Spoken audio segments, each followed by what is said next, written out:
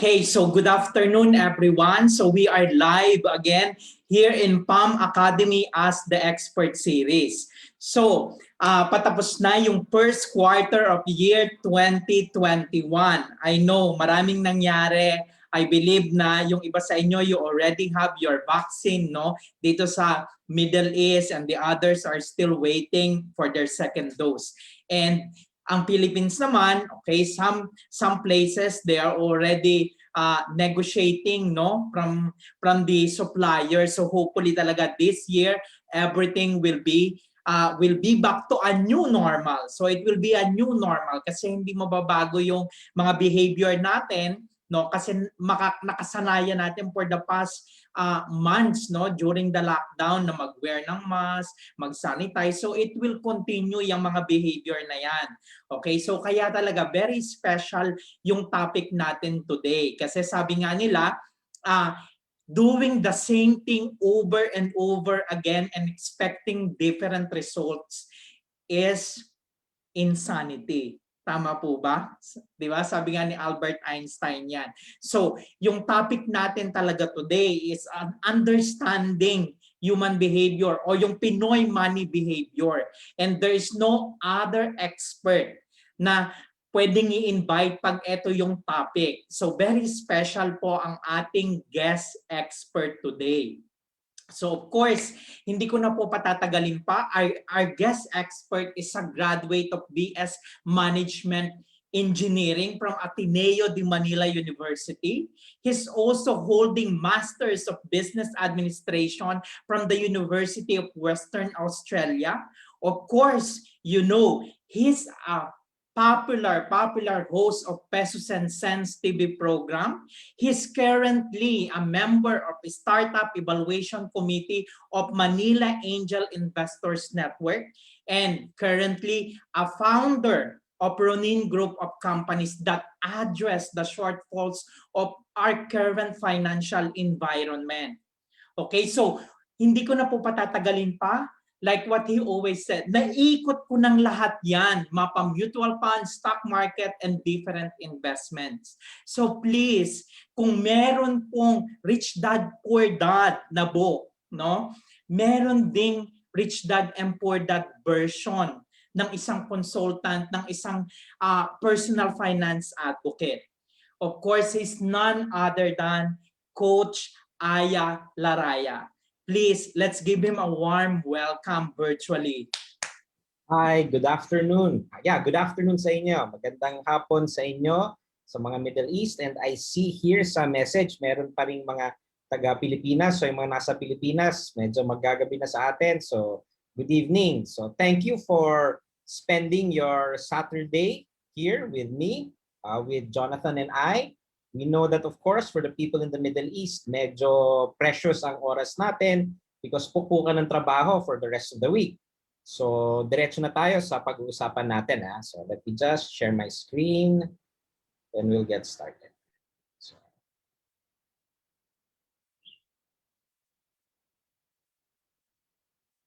So, ano ba gagawin natin? Ang pag-uusapan kasi natin ngayon is pretty much yung money mindset o yung pag-iisip tungkol sa pera. How do we actually approach money?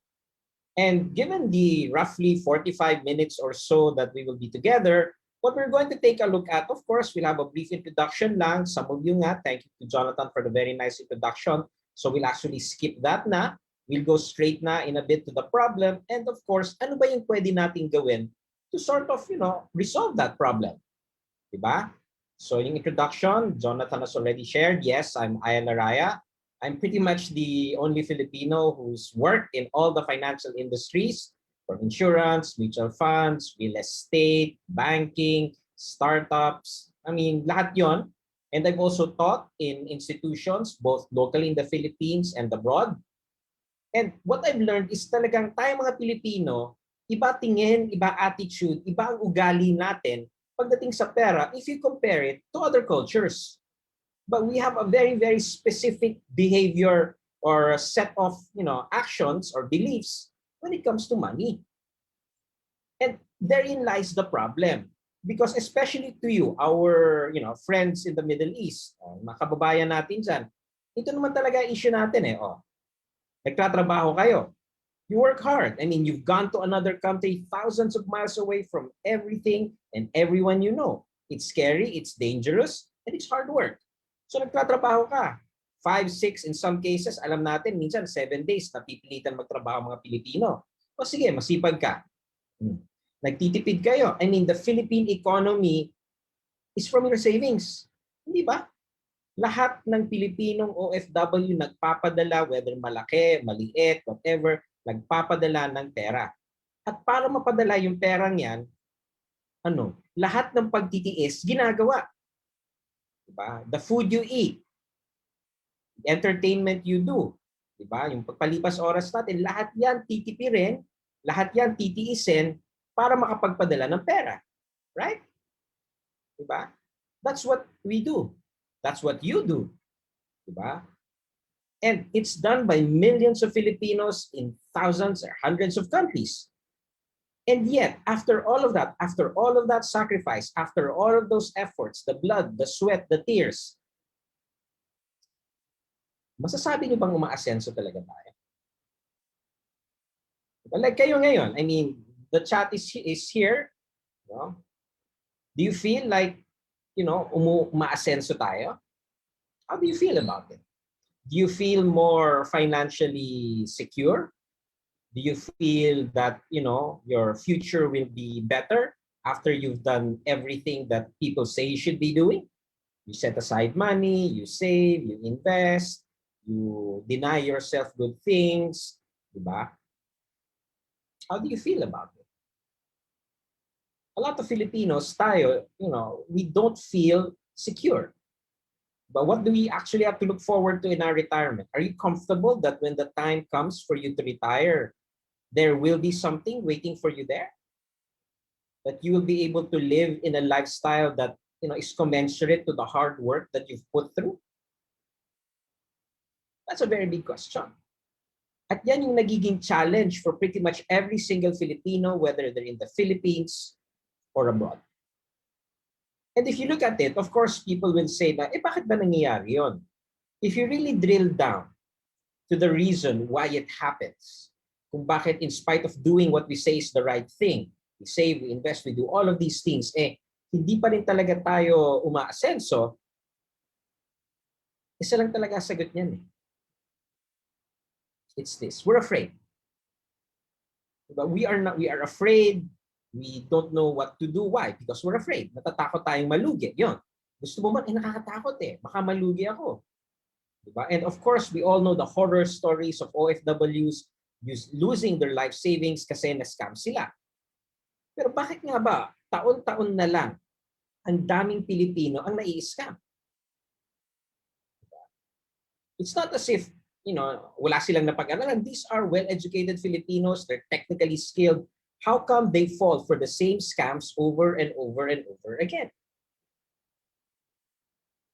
So yes, being afraid, yan yung kumbaga gut reaction. But again, once you go to another level, once you really analyze it, it's because as a culture, we really do not have a healthy relationship with wealth and money. Hindi tayo komportable pag-usapan ng pera. We are not comfortable discussing topics about wealth, getting wealthy, and money in general. Yeah, we'll pay lip service. Oo, pag tinanong ko naman kay lahat, sino gusto mong masenso? Everyone will say, ako gusto mong masenso. But if you look at what you're actually doing, if you look at how you actually behave when it comes to money, ibahan makikita . It's a different story. So if you look at it, I've broken it down pretty much that we Filipinos, our relationship with money has 4 facets.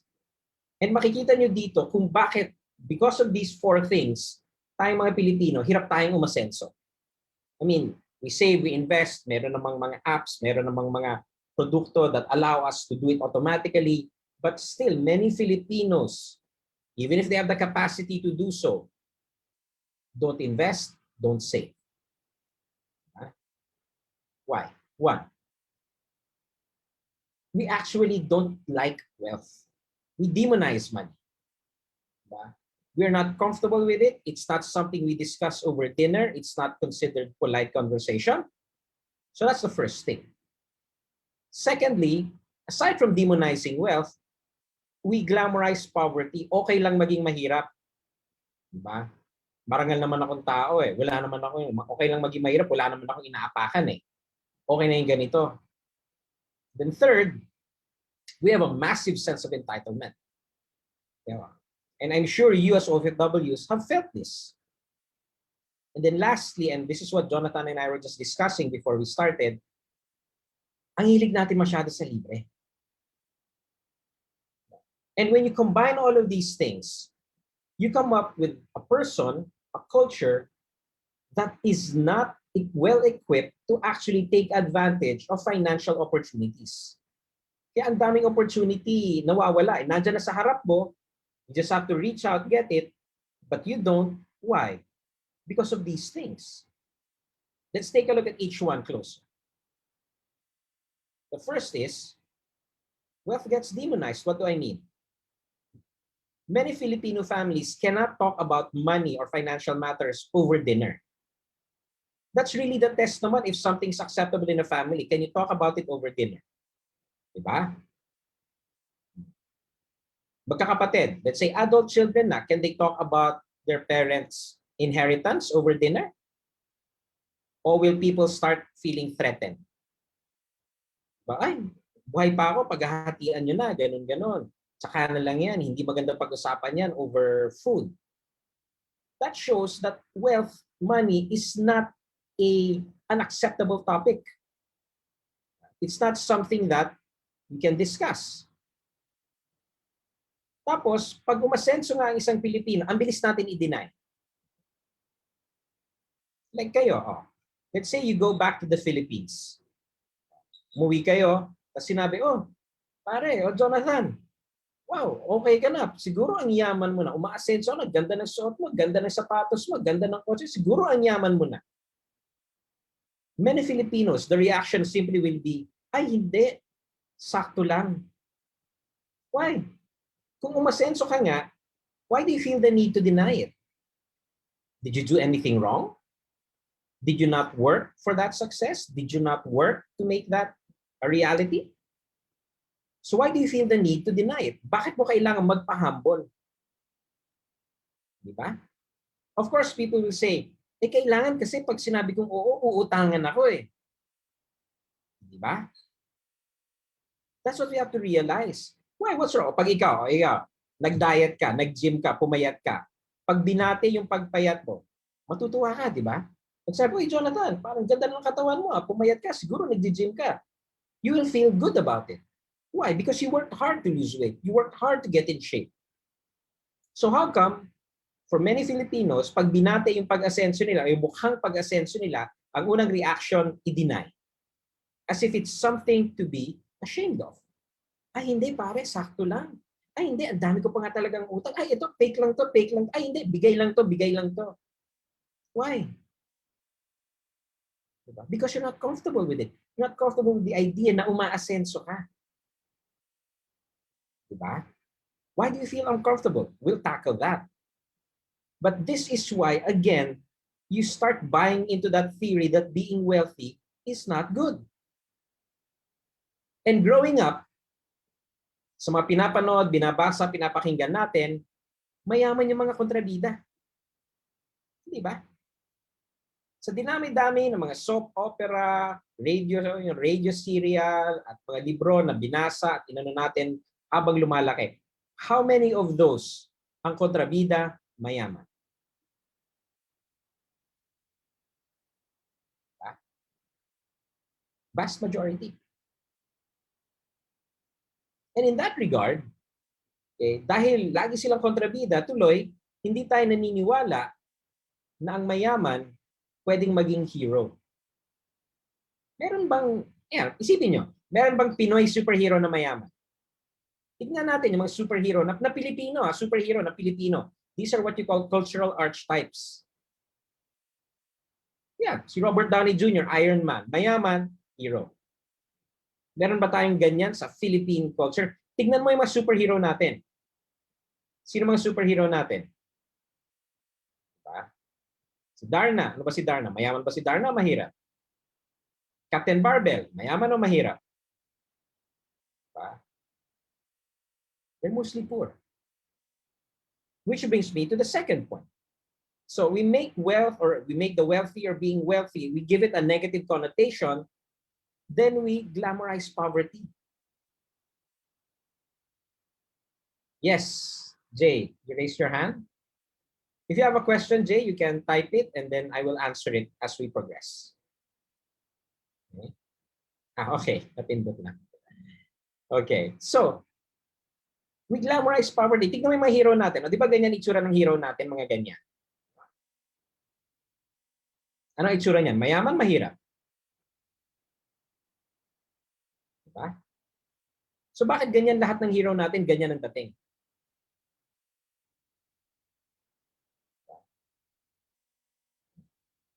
So, if you really look at it, hindi balanced yung ano. I'm not saying that all wealthy people are good. Of course not. There are wealthy people who are bad. What I'm saying is wala tayong balance eh. Tapos pag nanonood tayo, makikita natin yung mga mahihirap, okay naman. Mahaba buhok nila, maganda kutis nila, mapuputi sila, perfect ipin nila. Yun ba talaga ang mahirap? Diba? Tingnan yung mga pinapanood natin, yung mga sinasabing mahihirap na tao. Take a look at them. Okay naman damit nila. Kung madumi man, alam mo naman fake yung dumi. Diba? Their hair, talaga makikita mo, talagang haba pa rin. Is that supposed to be poor? Diba? It's a glamorized version of poor. I've worked with, kumbaga charitable institutions that work with really poor people. They don't look like that. Diba? When your house has no running water, no toilet, no electricity, you don't look like that. When you sleep on the ground and things can crawl over you, your skin doesn't look like that. Diba? So bakit yun yung iniisip nating image ng poor? Right? And ultimately, we have all of these sayings, a lot of which are wrong. We say that money is the root of all evil, which is incorrect. It's love of money, not money. Why? Because we're trying to justify within ourselves why it's okay not to be wealthy. Okay lang, hindi ako mayaman. Marangal naman akong tao eh. Okay lang, hindi ako mayaman. Diba? Wala naman akong inaapi. Bakit? Kailangan mo bang mang-api para yumaman? Ganun ba usapan? Hindi ba pwedeng magawa yun na through hard work? It is hard, yes. But can it not be done? Diba? Which brings us to the third point. And that is really a sense of entitlement.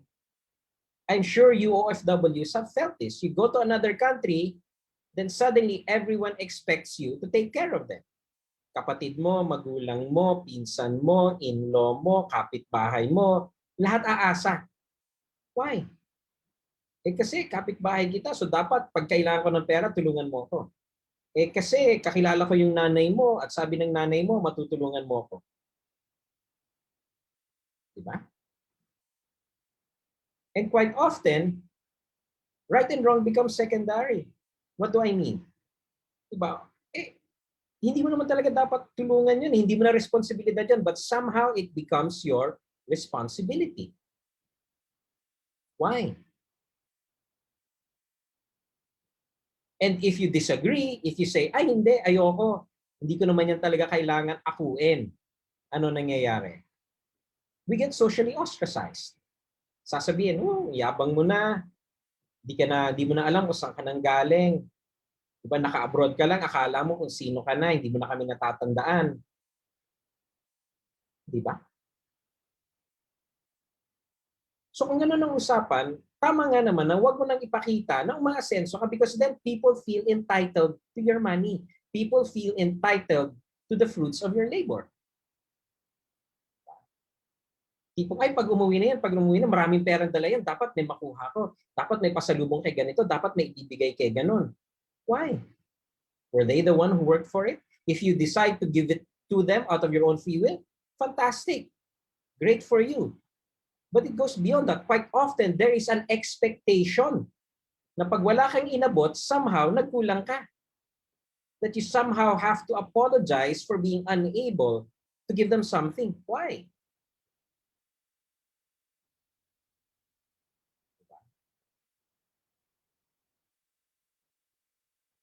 And lastly, okay,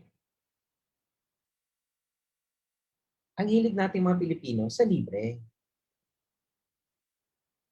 We love free stuff.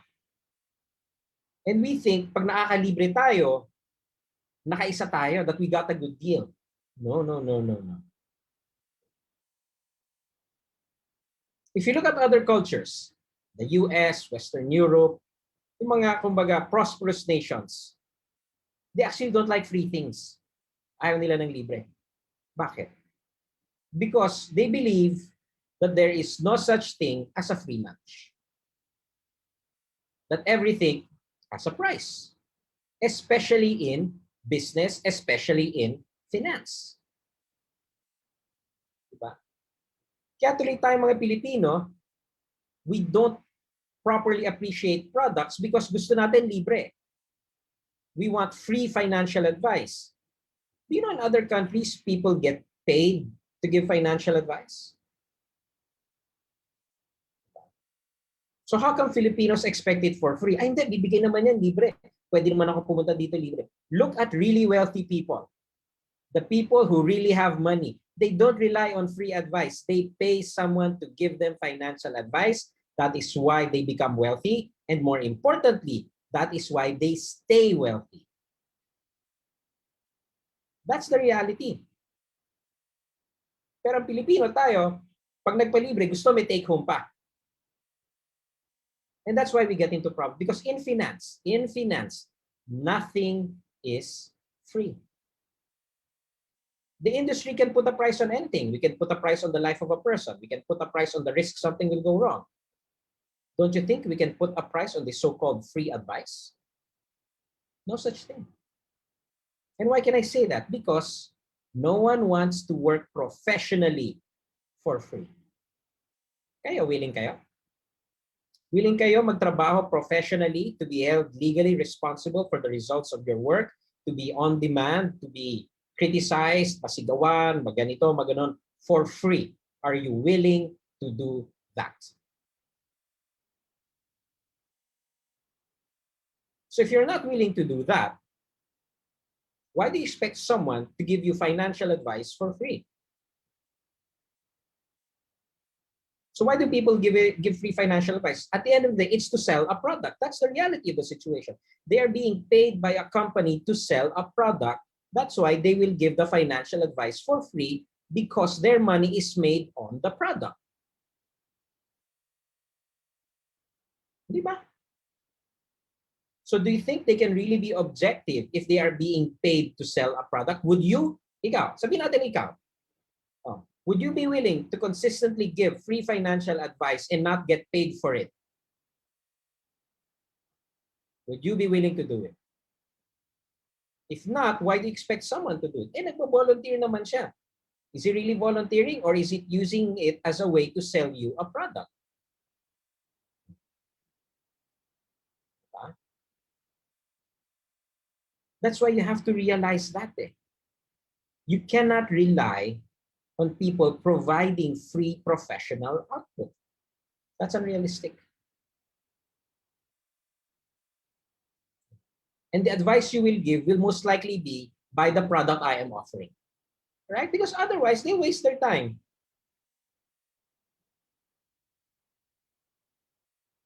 Have you really had someone give you free financial advice that included buying a product of their competitor?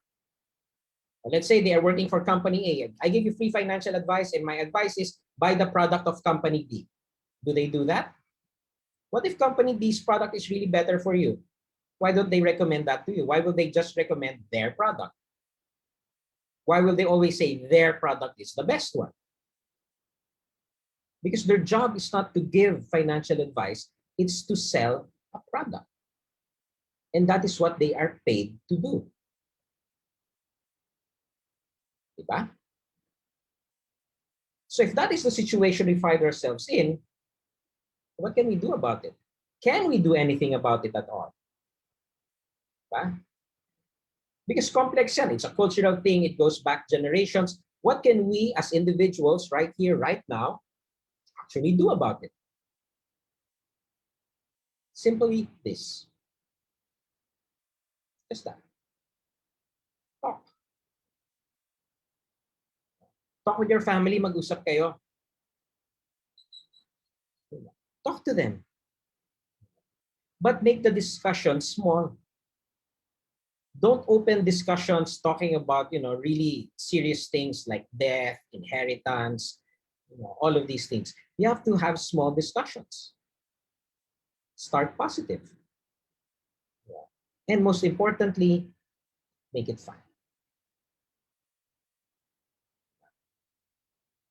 Because pag hindi, people will not buy into it. They will just go back to doing things the way they always did. And if you open discussions with super serious stuff, again, human behavior will mean they will reject it. Ay, ayoko pag-usapan yan. Bad trip na usapan yan. Hindi magandang usapan yan. And nothing happens. So what's an example of this? I consulted with the family a couple of years ago because yun nga, the breadwinner wanted to start saving. And nahihirapan siyang i-convince yung family niya na baguhin yung behavior nila because they had already been used to a certain lifestyle. So what did I say? I told them ganito. Ask your family where they want to go in 1-2 years. Just that. Don't think about long-term yet. Don't think about something 10, 20, 30 years from today. Just think about, name one place you want to go to in about 1-2 years. And then tell them that if they want to do that, then they have to change behavior. They have to make little changes. So he did. So what was the thing? They wanted to go to Japan for the first time. So they said, sige, magja-Japan tayo. And for us to be able to go to Japan, kailangan natin magbago. Kailangan we have to set aside certain things. Bawas muna tayo ng ganito. Tapos mag-invest tayo sa ganito. Lagay muna natin sa produktong ito. Kahit savings account man lang. Tapos wag natin gagalawin. So people started getting convinced. These family members started getting convinced. Even the kids started getting into it. Because it was fun, it was positive, it was something everyone wanted. That's a very, very different approach compared to what many people do wherein they say, sige, hindi muna tayo gigimik ngayon na hindi muna tayo lalabas, hindi muna tayo mag-beach. Bakit? Kasi 30 years from now, gusto ko may ganito, may ganun. That's 30 years from now. People can't think that far ahead, really. But if I tell you, sige, do this so that in 1-2 years, makapag out of town man lang tayo, you will be more willing to listen. You will be more willing to change your behavior. And then after that goal, you work on a bigger one, and a bigger one, and a bigger one. You do it slowly over time. And then it's positive, it's fun, people can participate, and they buy into the process.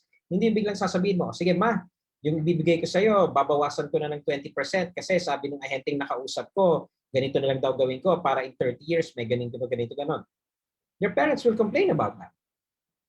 Why? Because it impacts them negatively. Mababawasan yung maibibigay sa kanila. They will have to make do with less and all of that.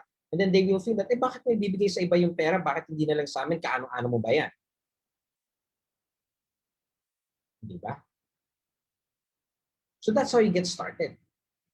You have these little discussions. Don't try to automatically go for the big goal. Mahirap yun eh. Masyashock masyado yung mga tao sa ganun eh. It will require a too radical change in their behavior. So, habang nag-uusap kayo niyan, syempre, sige, magkano? Magkano ngayon yung pag-ano natin? Because of course, when it comes to finance, the question always is, how much? How much are we talking about? And in this regard, what I did was, last year actually, to help people along, because quite often what happens is, when someone goes to a financial advisor, financial whatever, they will often ask, magkano kailangan ko? How much do I need to be able to do this? And then the person will make calculations, will do this, will do that. No. A lot of the times, pag may lumabas na numero, natatakot mga tao kasi ang taas eh. Ay talaga, kailangan ko ng ganyang kalaki? Baka naman binibentahan niya lang ako. Baka naman kaya million-million kailangan niya kasi gusto niya kumita malaking komisyon. So you don't trust the numbers. Di ba? Tapos magtatanong-tanong ka pa kani-kanino. And at the end of the day, you waste so much time. It's unfair. You waste your time. You waste the agent's time. Or worse, people will go, ay gusto ko mag-invest, kaso magkano ba yung minimum? Why are you asking what the minimum is? Shouldn't the question be, how much do you need? But to figure out how much you need, you first have to know, how much do you want? What is your goal? You can't just go about this process blindly. There has to be a number. And in that regard, last year, I actually created an app. I'll show it to you in a bit.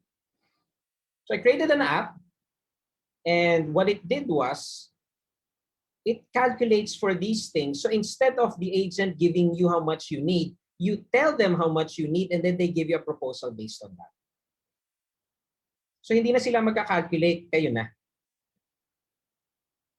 So the number comes from you, not them. That way, it will also be easier for you to compare across companies.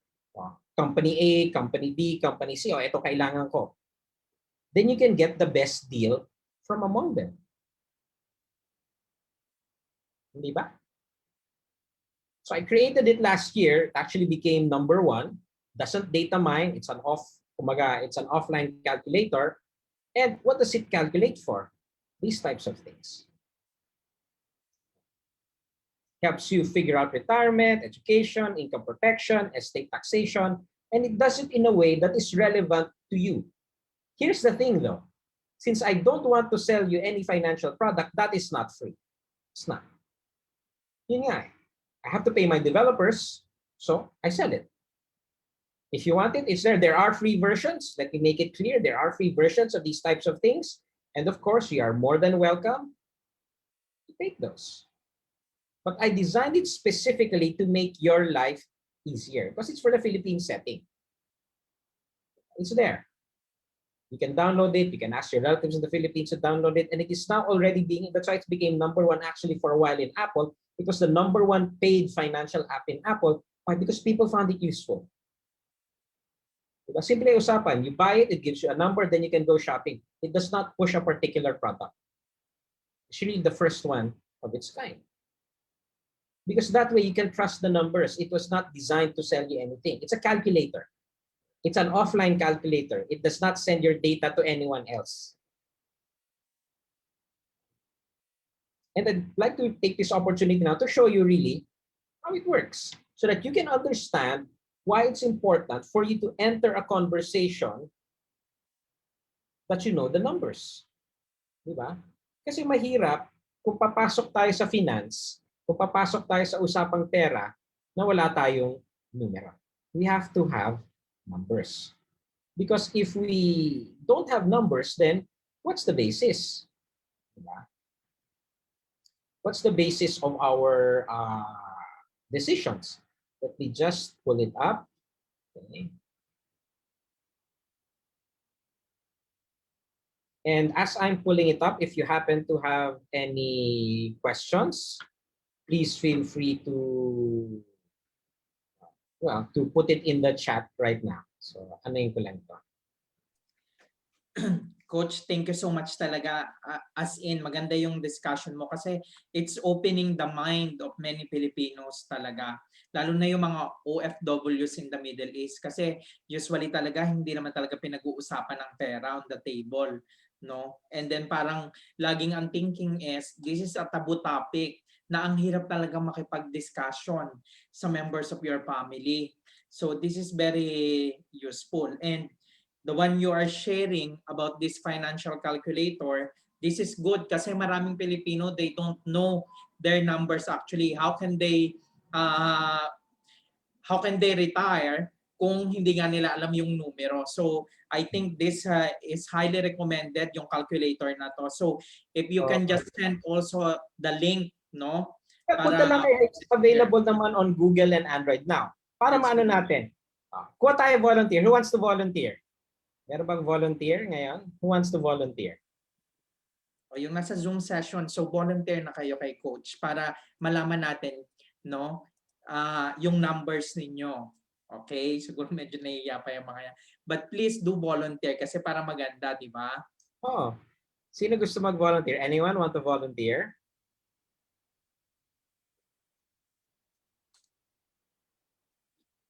Sige. So, for example na lang, let's take a look at education.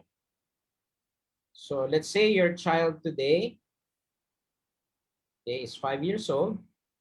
Sige, sa akin, coach. 5 years old yung anak ko. Will go to Okay? college at 18. Yes. Tingnan, 18 siya magka-college. Sabihin natin yung tuition ngayon is 150,000 a year. Yes. Sabihin natin. Yeah. Tapos, 4-year college course. Okay. According to CHED, ang tuition fee sa Pilipinas tumataas ng 7% a year. Yun yung ayon sa CHED. Wow, that's very high. O, yan.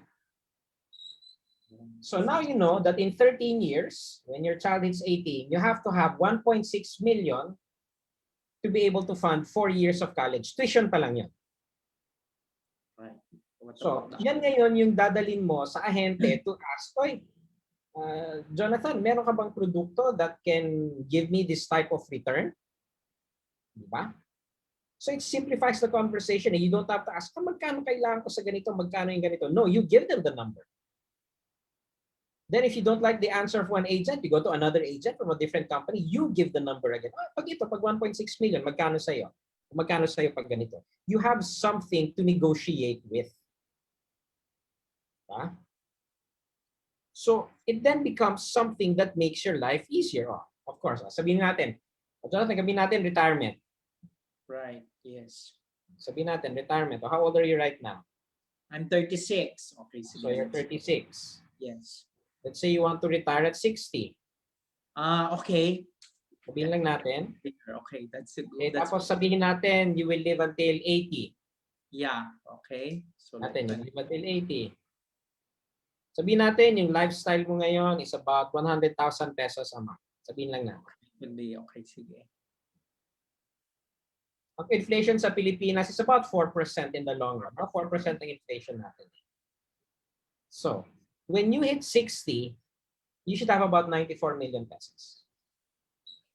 Wow, short pa ako. Actually, mas accurate yata yan. Kasi yung sa akin is 56.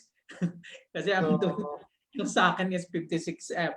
Now it's 94. And okay, that's really good. This calculator, I like this one. Si Kuya Jay has a question. No, it's not an insurance calculator. It is not an insurance calculator. Okay, it's not. It's a financial calculator. Insurance, hindi siya insurance calculator. So the question is cost of a child's education and factored in ang inflation to check for the required coverage. Now again, ang iniisip mo kasi are those products na insurance na may investment, so medyo nakakalito. This is not for that. What this number is telling you is how much yung investment component dapat. Kumbaga, yun yung sinasabi ng Rick, yun yung plan benefit dapat. Diba? Yung 1.9 million na kinalculate natin. Yun yung cost ng education. Wala pa dun yung cost ng insurance. Iba yun eh. Because I cannot calculate the cost of insurance because yung cost of insurance depends on your health, your age, and the company's own what they call mortality table. Meron silang kanya-kanyang formula dyan eh. Kaya mapapansin nyo, iba-iba ang premium na sinisingil ng iba-ibang kumpanya. Secret yung formula yon, kanya-kanya yan. What the calculator will give you is tell you how much you should have for a specific purpose. In this case, it's education. Diba? Yung insurance component, ibang usapan yon because that is greatly determined by yung personal health mo. Diba? So, yun nga yung medyo nakakalito sa process eh. Computation, yeah. Yung computation ng insurance coverage, it is not here because that is a, kumbaga, private formula of the insurance companies. Ano yun eh? May kanya-kanya silang model na ginagamit para dun eh. And that is determined by your health, are you a smoker, non-smoker, by your job, diba? Your age, your family medical history, all of that has to be known for them to be able to calculate your insurance coverage. What we calculated earlier, is the amount of money that that insurance should have. So yes, you can think of it as insurance coverage. But ang point lang is you can get that naman through other means. You can get it through a mutual fund. You can get it potentially by investing in a business. You can get it in a lot of ways, not just through an insurance product. Because I don't want people to think that insurance is the answer to everything. Insurance can solve a lot of things. It can be used for a lot of purposes, but it is not the only financial solution. There are lots of other financial products. And what this simple calculator does is give you a starting point. Diba? Oh, I will need 1.9 million in 13 years. So the question now becomes, how do I get 1.9 million? Diba? So yun ngayon yung pag-uusapan mo with the agent or advisor that you're talking to. So this is something I created, and I'll be making more apps moving forward because like I said, what we're trying to do, what my company is trying to do is address the gaps that we have as a people. And one of that is we don't have the proper tools. Diba? How do you properly save or invest for something if you don't even know how much you should aim for? Education, nanghuhula lang tayo kung magkano eh. Retirement, nanghuhula din lang tayo. We don't have the proper tools. That's why I created this. And this is how you can begin to at least convince your family why they need to change behavior. Diba? So it's something that we have to continuously work on. So that being said, okay, let's go back to the PowerPoint, to the keynote.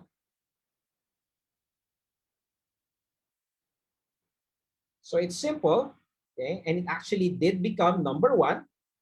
So it is now something that you can use to talk to advisors so that you can get a better idea of what you need and what they can provide to help you. Because again, the products they sell, those are not scams, especially from the big companies, the insurance, lehitimo lahat yon.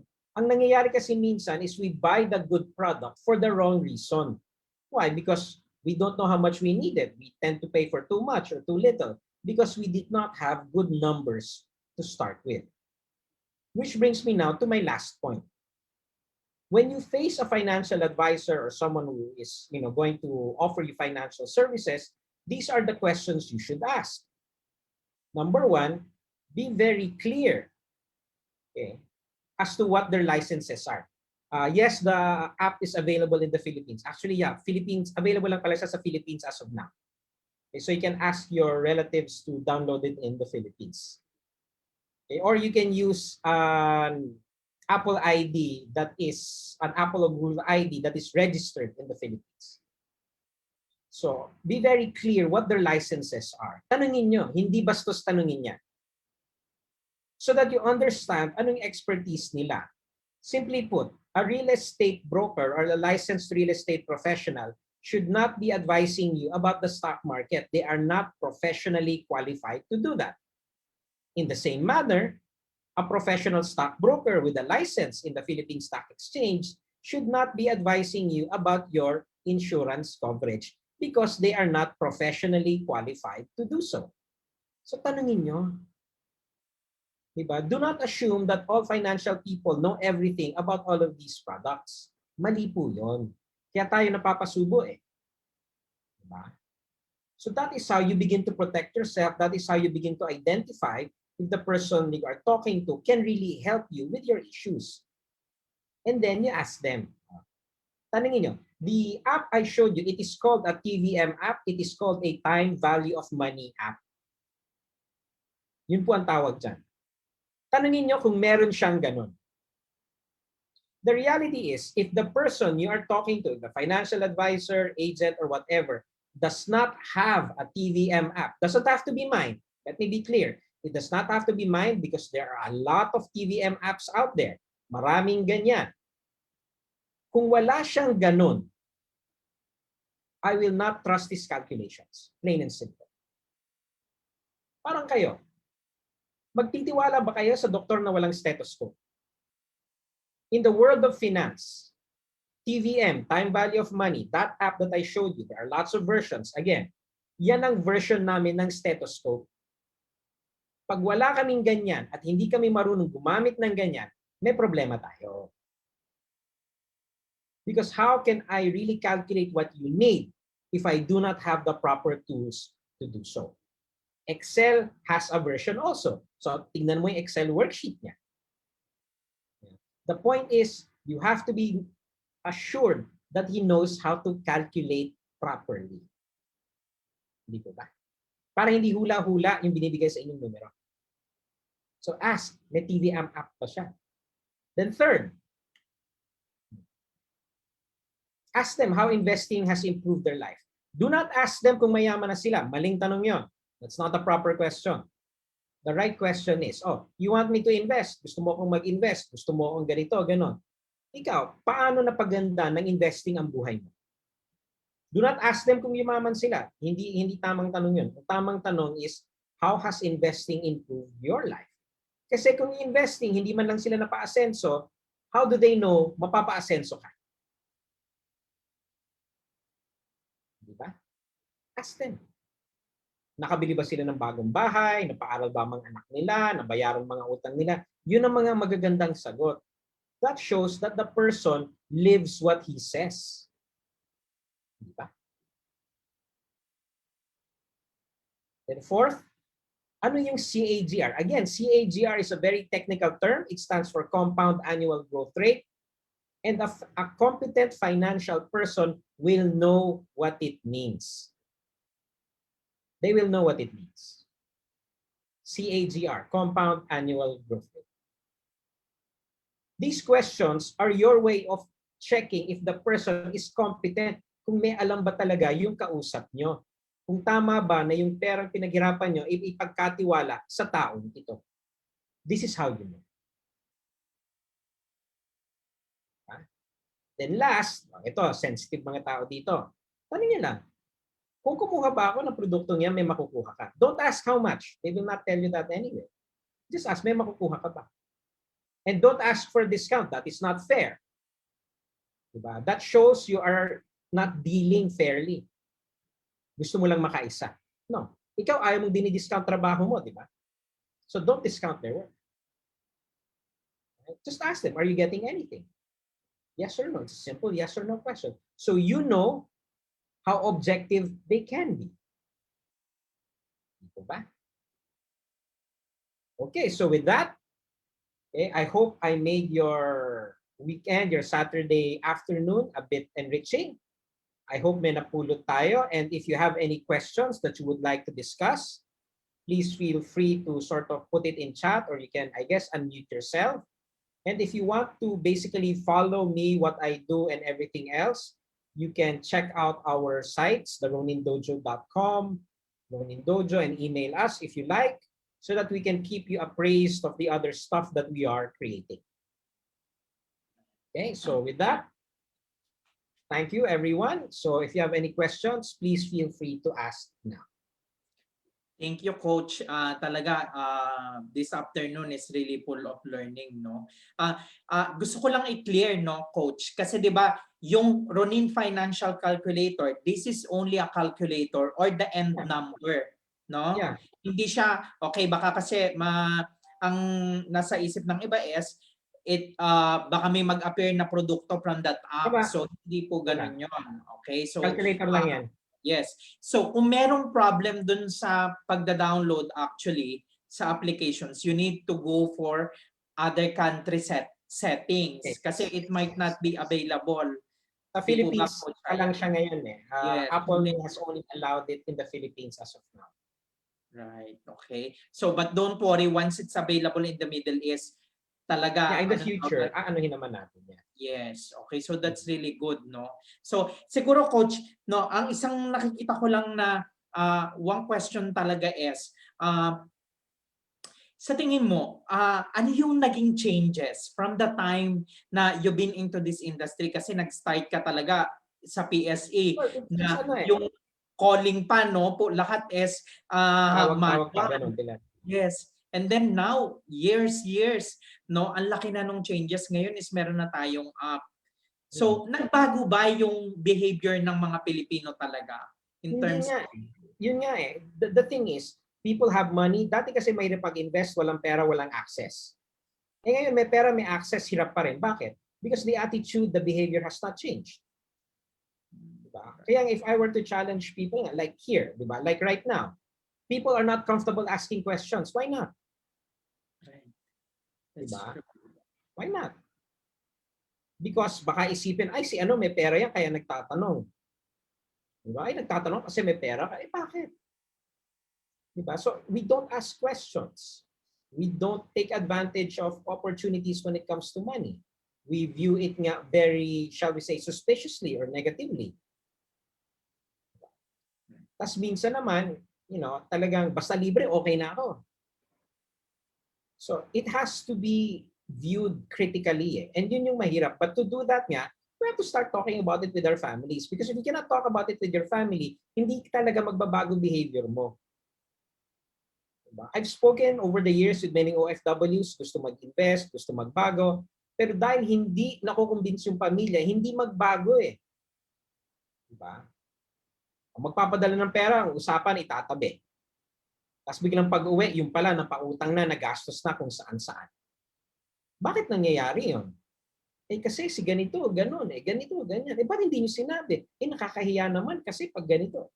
Why? Diba? Right now, among young people here in the Philippines right now, ang isang malaking kinakatakutan nila, talagang isang malaking financial concern, is parental healthcare. Sino ang magbabayad sa healthcare ng magulang pag matanda na sila at may sakit? Kasi syempre PhilHealth meron. Buti na lang kahit paano may PhilHealth. I mean, that's a very good one of the government. Pero alam niyo naman kung gaano kamahal mga ospital sa Pilipinas eh. Di ba? Hindi naman madali eh. Oh. Dalawa, tatlo kayong magkakapatid. Oh, sino magbabayad? Di ba? Pag hindi yan pinag-usapan, mag-aaway yung magkakapatid eh. Ikaw na lang, may pinapaaral pa ako. Ikaw naman, wala kang asawa, walang anak. Dapat ikaw na lang. Eh, ako, may negosyo ko, may ganun ako. So, nagtuturuan eh. Kung pinag-usapan nilang kaya yan ng maayos. Kasi nga, pag napag-usapan na dahil hindi komportable mga tao, nauuwi sa parinigan, nauuwi sa tampuhan, nauuwi sa sumbatan, ay hindi, pinaaral kita, ginanong kita. So, nothing concrete happens.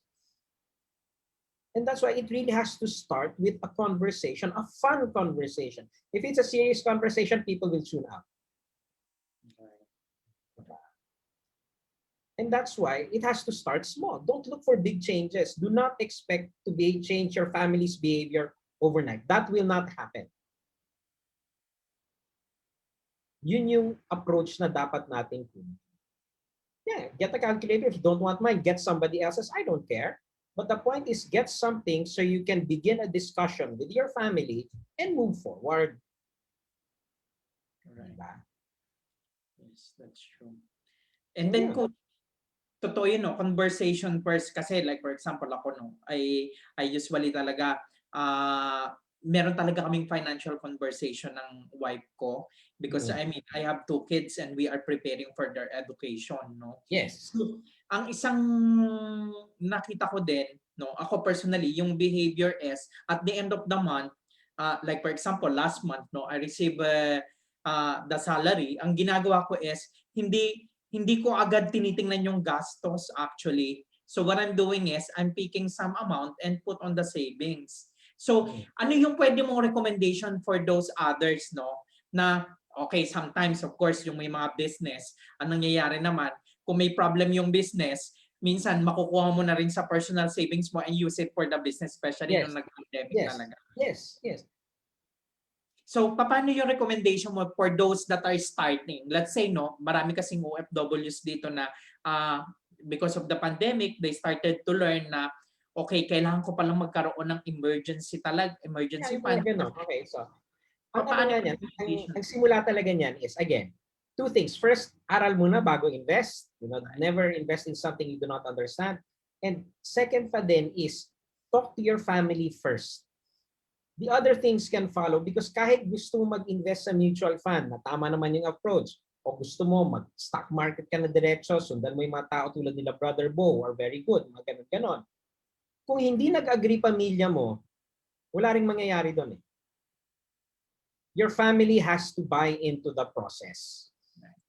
And for them to buy into the process, my experience has shown me, it has to be something small, something fun, and something fast. para makita nila, uy, pag nagtatabi pala, may napapala.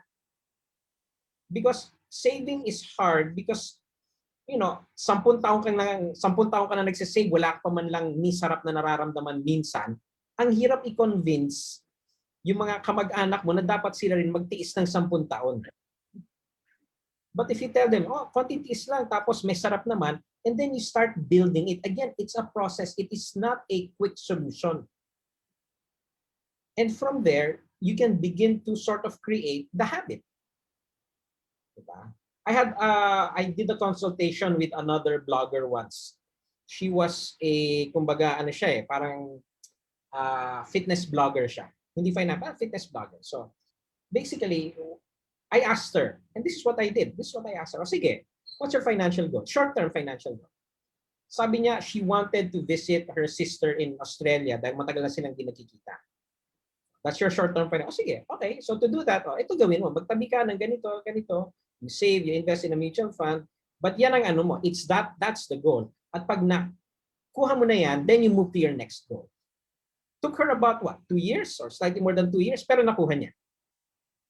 Now, if I were to approach you and tell you, Jonathan, sige, you do this so that in 2 years you get to visit this sibling you've never seen, haven't seen in years.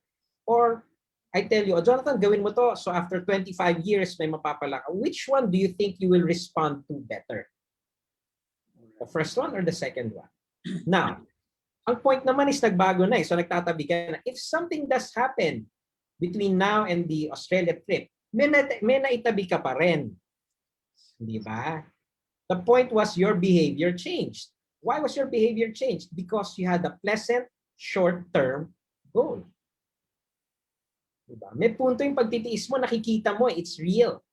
It's not some concept like retirement. Really, what does retirement look like? Does it really mean you won't work anymore? Nakailata ka na lang na gano'n? It's a concept. It's an idea.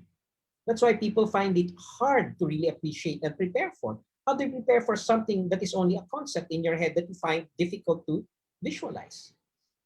Diba? Like ikaw, pag tinanong ka na Jonathan, ano ba vision mo ng retirement? Pag sinabing retirement, ano ibig sabihin nun sa'yo? Sa akin actually, coach, I'm planning by the age of 40. So in few years time, I'm planning to go back home and retire. There. Pero it doesn't mean, okay, yung retirement na sinasabi ko is I'm not going to do anything. But I'm preparing for a business then sa Philippines. So nandun ako sa concept. It's not technically retirement. It is, shall we say, a reallocation or you're doing something else. A recreation or a reinvention of yourself. So, how can you prepare for some if you don't even know what it is? You talk about retirement. So, what's retirement? How much is that? Right. What lifestyle will that be? And unless you have these things, how can you even begin to select which legitimate product can help you reach that goal? Who do you even begin to talk to? Do you need to talk to an insurance person, a mutual fund person, a stock person, a real estate person? Sino ba dapat mo kausapin? Kung wala kang numero. Diba? So, yun yung natin. Okay, so I hope this evening has been fruitful for everybody involved. And of course, please feel free to share what you've learned to other people. And so with that, I'd like to thank Jonathan for this opportunity and everyone who is watching, either in the Philippines or in the Middle East. So thank you, everyone, and I hope you all have a good and safe weekend. Bye. Thank you so much, Coach Aya. Thank you so much. Thank you for your time. May God bless you always. Maraming. Bye. And thank you so much for those who attended this session and those that are watching on our Facebook. Again, once again, so maraming salamat po. Ako talaga, isa sa mga napansin ko is yung behavior ng Filipinos. You know, I have more than 60 registrants on this event. Can you imagine that? And then seeing from the attendees, parang kumukonte every time na merong ganitong types of events, they are really having a hard time to face the financial reality ng buhay or situation. So sana tayo, for those that are really watching, learning from here, sana really let's work on it. Let's work on our financial freedom or financial abundance or our retirement in the future. So once again, thank you so much and abangan nyo po if there will be PAM Academy as the Expert series in the coming months. So please be with us and may God bless you all. Enjoy your weekend. Thank you so much po. Thank you everyone. Maraming salamat. Thank you for attending talaga. Ay, by the way, before we go, ano yung topic na you want to discuss maybe in the future so I can invite other experts, no? What do you want to talk about? Aside from money, siguro you can drop message or comments or give your suggestions so I can invite other experts.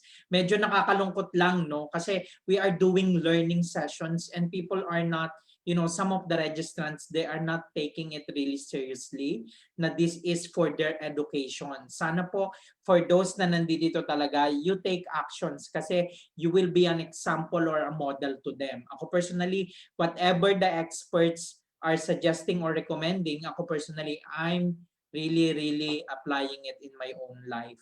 Ako talaga, ginagawa ko talaga yung sa buhay ko personally. So I hope you learn this afternoon and have a great weekend and God bless you all. Maraming salamat po. Okay. Thank you so much. And yeah, business establishment, startup, will look for that. So abangan nyo po. Okay, abangan nyo yan. And thank you again and may God bless you.